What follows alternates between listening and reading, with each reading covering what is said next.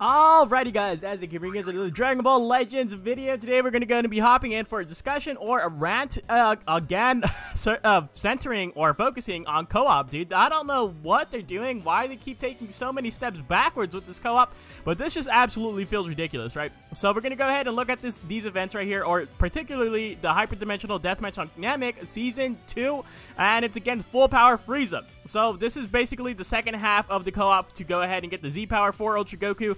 And one of the things that I wanted to go ahead and point out right here is that it's just ridiculously difficult. Like, I guarantee that no one is enjoying this unless the only people that are enjoying this right now are the people that have Super Saiyan 4 Goku, that have Zenkai 7 Vegeta. That is it, and that's extremely limited. So let's go ahead and look at this right here. Let's look at some of these tags and look at the battle bonus tags. So of course the LF unit going to be front and center right here with the 225% damage up. So he's obviously going to be the best one easily. He has a 25% sustained damage cut. He has Dragon Ball Trans up. He has these ultimate damage up, and then you have Vegeta right here, who has a decent buff, right? I would say a decent buff. Inflicted damage up at 125%. And you guys might be looking at this, and you guys might be saying, well, you know what? Let's go ahead and, you know, this is fair. Like, that Vegeta's relatively old. Let's go ahead and just bring in some Vegetas, and we'll be fine. That is not the case.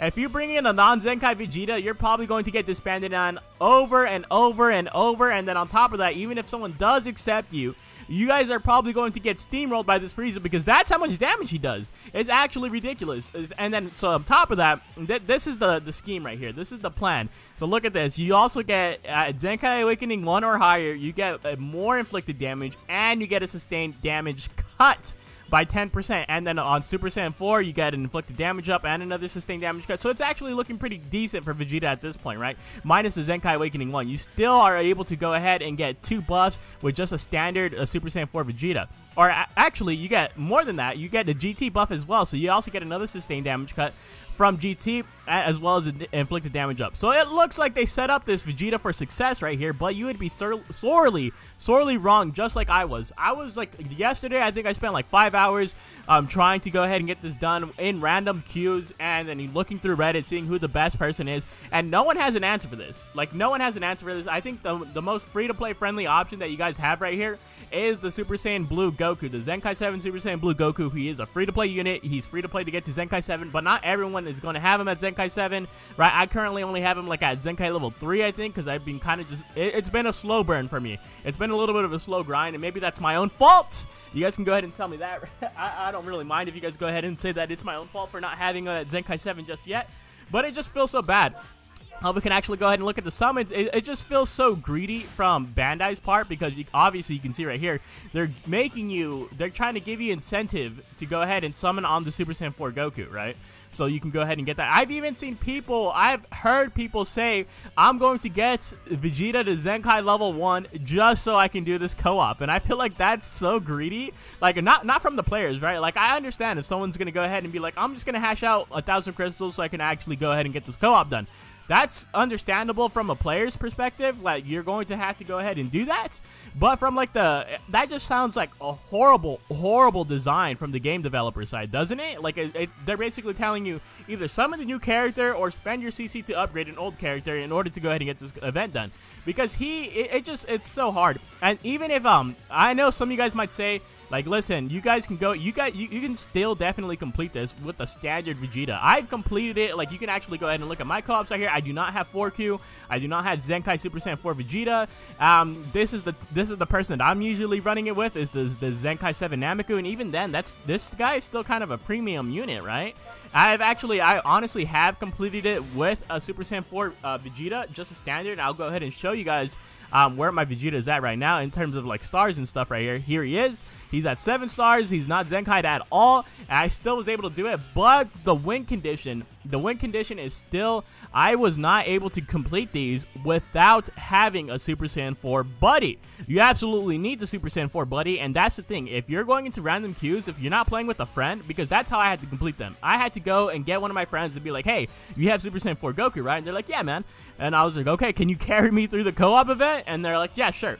But if you're not doing that, you're just going to random queue, you're going to get disbanded so many times, dude. Absolutely, like almost every time I got disbanded with this Vegeta.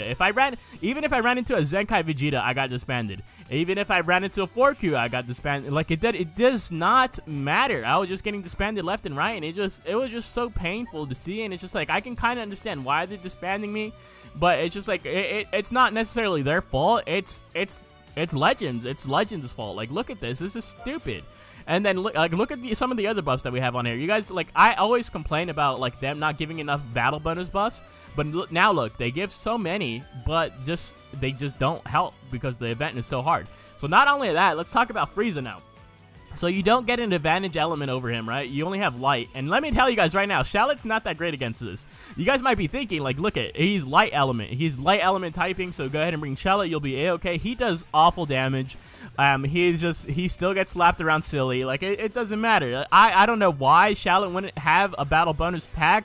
And the main person that I don't know why they would not give a battle bonus tag is the Ultra Goku. Why would they not give Ultra Goku? Look at this guy. He does not have a single battle bonus tag, and this whole event is revolving around him. This is for his Z power, and whenever we had a Legends Road unit come in and we had to grind co-op for their Awakening Z power or whatever, who was a battle bonus unit? That Legends Road unit, right?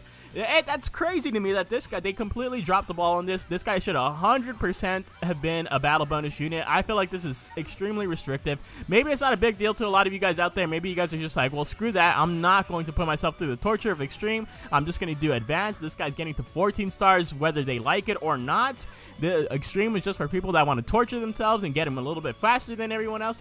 I can understand that for sure, but it's just like having this like locked behind something, or not necessarily locked behind something, but having it like kind of like almost, I don't want to say pay-gated, but almost kind of pay-gated, right? It just feels incredibly discouraging, and that's just something I wanted to go ahead and talk about. And then on top of the fact that they made this boss even more difficult than the last one. The last one didn't have endurance, right? He gets 5 health bars after you pop his first health bar, or his final health bar, I guess you could say, because he is an endurance unit. And so that's another reason why you kind of need the Super Saiyan 4 Goku, because his ultimate, look at, you get ultimate damage up a plus 100%. And you're going to, that also nullifies endurance. So they, yet another reason for you guys to go ahead and be like, okay, well, I kind of need this Super Saiyan 4 Goku then, I suppose. So that being said, what I recommend the most is if you guys don't have any of these units, then maybe Nameku is decent. I would say he's decent at best. Vegeta will do good damage, but he fizzles out really, really early on, and he just absolutely gets clapped. And then you have units like Super Saiyan Blue Goku, the Zenkai 7 one, who's not bad at all. Like, I feel like he's definitely like one of the best bets because of the fact that he does have card draw speed later on. He is able to go ahead, his green card heals him. He is pretty tanky, right? Like, maybe not against this boss, but generally he's pretty tanky. And then, you know, I don't know, that's pretty much it. Like, it's kind of like it stumps you for sure. Like, it definitely does. I don't know. I want to know your guys' thoughts on this. What do you guys think? Like, why did they give Namekians a buff against this guy, but it's only like 5%? Or not 5%, 25%.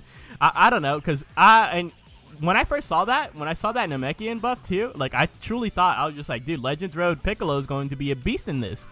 And he is not. Like, I have him at Zenkai 7, 1400%, and he just was not cutting it at all. And it just, dude, I just feel so upset. I kind of feel like hurt. Maybe I'm getting more upset at this than I really should be. Let me know in the comments down below if you think I'm over-exaggerating, but I definitely do want to know your thoughts on this. I kind of feel like gypped out of this. Like, I feel like I was betrayed by Toshi himself, by Frieza, you know? I don't know. It just seems so odd to me. The Ultra Goku thing really, really stung me a lot. So, that being said, let me know in the comments down below. If you guys enjoyed the content, definitely let me know by leaving a like, a comment, or maybe even consider hitting that subscribe button. I'll see you guys in the next one. Later!